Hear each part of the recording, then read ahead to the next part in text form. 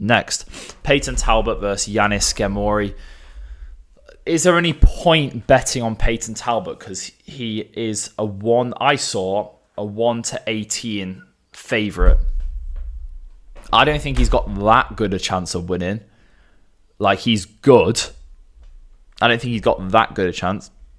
Yanis Ghemmouri, right, has a loss to William Gomez, and that's it, by KO. I've not actually watched that fight. I've not really seen much about this guy at all. Maybe I'll just put it on in the background while I talk about Payton Talbott. But Payton, right, he has obviously his Dana White Contender Series win. You know how I said about people being new to the UFC and how they need to have like an adjusting period where they get better. I think Payton Talbott is having that right now, but Payton Talbott has made well over 100k in his first year in MMA. Well over 100k, got a 50k bonus for the knockout against Cameron Simon. That was a beautiful counter. But then Cameron Simon is also quite young in his MMA career, so I think you can take that with a pinch of salt. I'm not sure how that win aged. Cameron Simon's born in 2000. That's absolutely criminal. Anyway, so in his actual UFC career, not Dana White Contender Series, Payton has got all finishes, which is impressive. Yanis Ghemmouri is obviously a lot more experienced. I'm going to put this fight on now. Payton, there's so much you can say about him. What I really like is that he started at 18 and he is currently 25 years old, which is absolutely insane. Huge inspiration. And he'll have fought 4 times this year, which is pretty impressive. I'm going to look at the stats.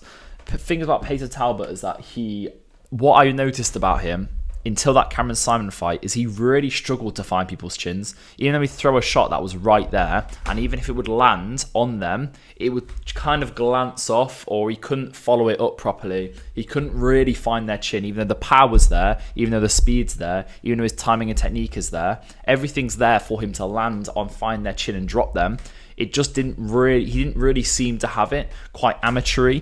But then against Cameron Simon, he caught him perfectly. But Cameron Simon's striking is to be improved, you could say.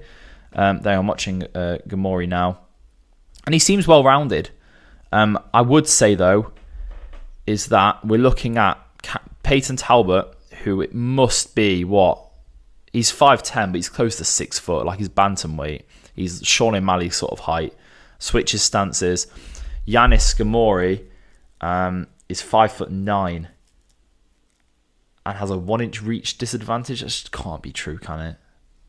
But both of them seem to be strikers. Like they've got no real stats on their takedown and grappling exchanges.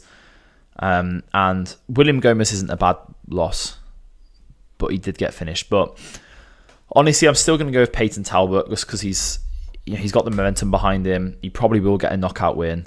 But I wouldn't bet on him. I wouldn't even add him to a parlay or anything because 1/18 is absolutely insane.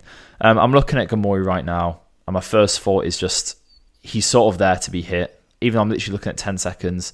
He needs to do something more than just move backwards. But then this fight was from 11 months ago. Getting that far along then. No, he's actually pretty fast. I'm going to go Payton Talbott just for the sake of going with Payton Talbott. But, if you really believe in Yanis Ghemmouri, then he wouldn't